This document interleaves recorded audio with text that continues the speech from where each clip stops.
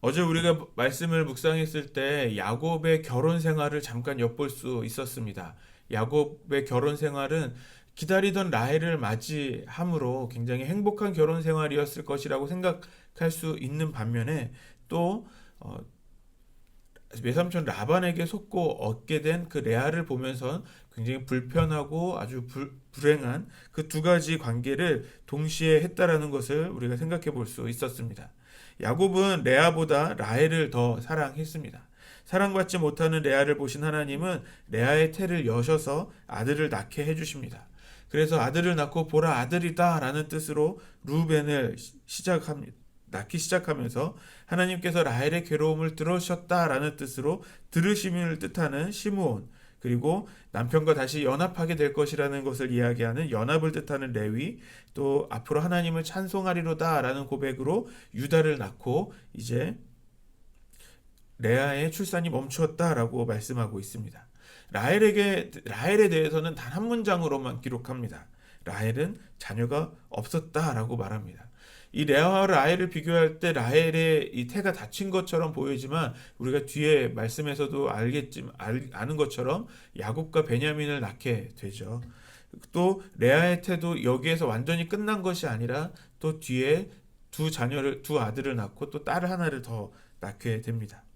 오늘 본문을 통해서 우리가 발견하게 되는 하나님의 모습은 공평하신 하나님의 모습을 우리가 발견하게 됩니다. 우리 31절 말씀을 같이 읽겠습니다. 시작.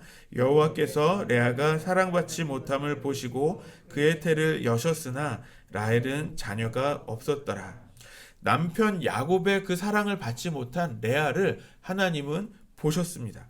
레아는 야곱의 사랑을 얻었던 아내가 아니었습니다. 외삼촌 라반에게 속아서 얻게 된 아내였기 때문에 야곱의 눈에 레아를 보면서 굉장히 사랑스럽게 보이거나 자신의 아내로 인정하는 그런 마음도 없었을 것 같습니다. 레아를 보면서 나를 속인 외삼촌을 계속 생각하게 되었을 것입니다. 그래서 라헬을 향한 야곱의 사랑은 어떻게 보면 더욱 커졌을지도 모릅니다. 사랑받지 못함으로 해석된 히브리어 단어는 세누아라는 단어를 쓰고 있는데요. 이 단어는 미워하다, 가증히 여기다, 싫어하다라는 뜻을 가지고 있습니다. 그러니까 사랑받지 못하는 레아의 모습은 단순히 그냥 무시당하는 정도가 아니었다라는 것을 생각해 볼 수 있는 것입니다. 레아의 결혼 생활이 얼마나 불행했는지를 알 수 있습니다. 야곱은 라헬과 굉장히 행복했지만 반대로 레아를 보면서 불편했던 것처럼 레아도 그 안에서 불행한 결혼 생활을 하고 있었습니다. 그런데 오늘 31절 말씀을 잘 읽어보면 여호와께서 레아가 사랑받지 못함을 보셨다라고 기록하고 있습니다. 그래서 레아의 태를 열어주셨다라고 말씀합니다. 우리가 여기에서 하나님의 공평하심을 발견하게 되는 것입니다. 남편의 사랑을 받지 못한 레아는 그 사랑을 받지 못한 것으로 하나님께서 태를 열어주셨고 남편의 사랑을 받고 있는 라헬에게는 자녀가 없습니다.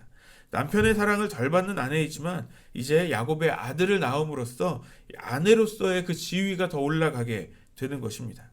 하나님은 우리에게도 공평하십니다. 그런데 때때로 우리는 이런 질문을 할 때가 있습니다. 정말 하나님은 공평하신가? 라고 우리 스스로 질문합니다. 왜냐하면 나보다 더 잘 사는 사람을 또 우리가 보기 시작하기 때문에 그렇습니다.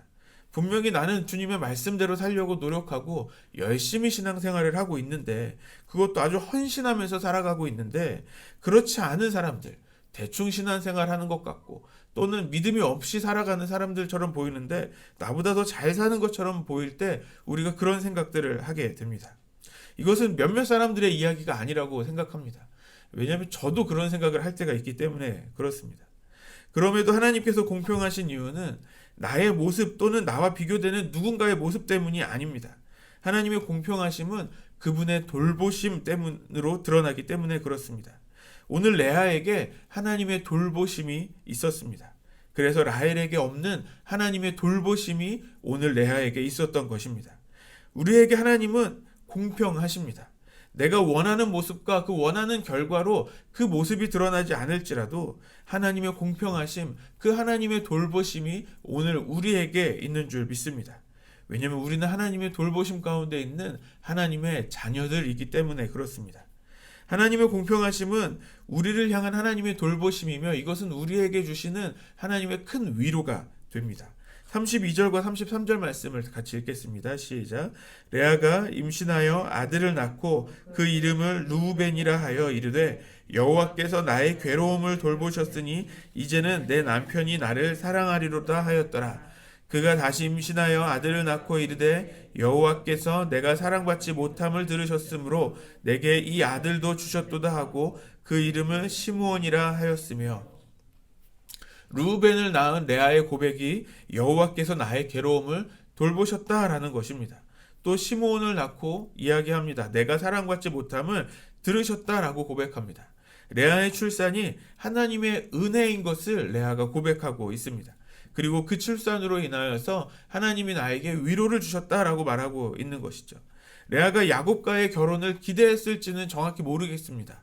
하지만 레아는 라반의 속임으로 야곱의 아내가 되었습니다. 속임으로 시작된 결혼 생활이 우리가 잘 생각할 수 있는 것처럼 행복하지 않습니다. 우리가 늘 자주 보는 아침 드라마나 주말 연속극에서 나오는 아주 좋은 소재이기도 하죠. 굉장히 어색한 결혼 생활을 했을 겁니다. 하나뿐인 여동생 라헬과는 이제 경쟁 관계가 되기까지 합니다. 그런데 그런 가운데 야곱은 라헬을 더 사랑합니다. 하나님은 나의 괴로움을 돌보셨고 또 고통의 소리를 들으셨다라고 레아는 고백합니다. 그리고 레위를 낳으면서 이제 남편과 이제 다시 연합하게 될 것이라고 기대와 소망을 갖게 됩니다. 또 유다를 낳으며 이제 자신에게 이 은혜를 이루시고 남편과 연합하여 살게 하시는 하나님을 찬양하기 시작합니다. 자신을 돌보시며 위로하시는 그 공평하신 하나님을 찬양하기 시작하는 것입니다. 하나님은 우리에게도 위로를 주십니다. 하나님이 주시는 위로는 우리의 슬픔을 우리의 기쁨으로 바꾸어 주시는 것입니다. 우리가 지난 시간에 묵상했던 창세기 21장에 하나님께서 아이가 없는 그 사라에게 아이를 주셨습니다.